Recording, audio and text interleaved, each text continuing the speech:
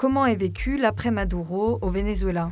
Dans la nuit du vendredi 2 au samedi 3 janvier, les États-Unis ont bombardé le Venezuela, causant la mort de 100 personnes, selon Caracas. Washington a également enlevé son président Nicolás Maduro, qui dirige le pays d'une main de fer depuis 2013. Les frappes américaines, si vous voulez, à part les gens que je connais à Caracas, et notamment la Guajira, qui ont eu peur puisqu'ils ont entendu des explosions dans la nuit, à part cela, dans le pays, tout le monde était content. Je veux dire, les gens ont pleuré, ceux que j'avais au téléphone. Il y avait beaucoup d'émotions lorsqu'on a vu les premières images de Maduro avec les menottes. Les Vénézuéliens subissent depuis de nombreuses années une situation économique terrible. Dans ce pays à la tête des plus vastes réserves de pétrole au monde, 90% des habitants vivaient sous le seuil de pauvreté en 2021. Vous avez la majorité de la population qui survit, donc c'est jour après jour. L'hyperinflation est galopante, et ça depuis Chavez. C'est-à-dire que les seules personnes qui ont profité du pétrole et des richesses du Venezuela, c'est Maduro et ses amis d'amis. Je vous donne un exemple. Au Venezuela, vous avez une ville qui s'appelle Lecheria. C'est une ville où il ne se passe rien, où tout est bien. Vous avez des restaurants de luxe, vous avez des yachts, vous avez tout ce qu'il y a de meilleur dans un pays idyllique. Seulement, en fait, tous ces bateaux, tous ces yachts, toutes ces maisons sur pilotis, tous ces appartements de luxe appartiennent aux amis du gouvernement. Après l'enlèvement de Nicolás Maduro, Delcy Rodríguez, ancienne ministre de l'économie, du pétrole mais aussi vice-présidente, a été investie par l'Assemblée nationale vénézuélienne pour remplacer l'homme fort du pays. Malheureusement, vous avez Delcy Rodríguez qui est au pouvoir, qui était le bras droit de Maduro. Delcy Rodríguez est une vipère. C'est presque pire que Maduro. Maduro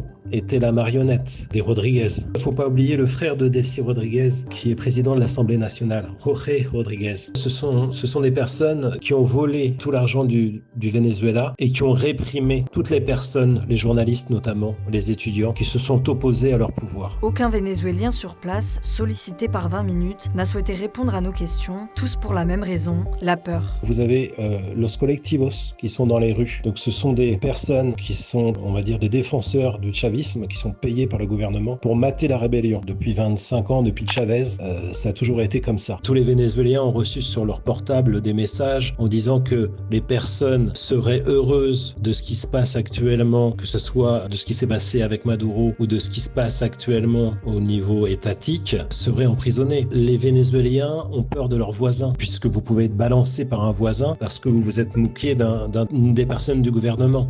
Reste à savoir quel rôle va jouer Trump dans l'avenir du Venezuela. Dans un entretien publié récemment par le New York Times, le président américain a d'ores et déjà déclaré que les États-Unis pourraient contrôler ce pays d'Amérique latine pendant plusieurs années. Le pétrole a été exploité et vendu à d'autres pays, que ce sont la Chine, l'Iran et la Russie. Ce sont des pays qui ne sont pas très démocratiques non plus. Si on compare avec les États-Unis, je crois qu'on peut dire qu'il y a match. Je ne sais pas, on ne sait pas ce que ça va donner. Ça ne peut pas être pire que ce que ça a été. Aujourd'hui, Trump, avec l'image qu'il a, que ce soit lui qui le fasse, et évidemment qu'on a tous les intellectuels de tous bords, toute la bienfaisance. En fait, voilà, ils peuvent dire oui, les droits internationaux ont été bafoués, on n'a pas le droit de faire ça. Oui, c'est vrai. Mais en fait, qui aurait bougé? Personne. Ça veut dire que Maduro aurait gardé le pouvoir, puisque les dernières élections ont été volées. Frédéric prévoit de revoir bientôt sa compagne. Cette fois, il compte se retrouver en Colombie, le cinquantenaire jugeant trop risqué actuellement de reposer les pieds au Venezuela.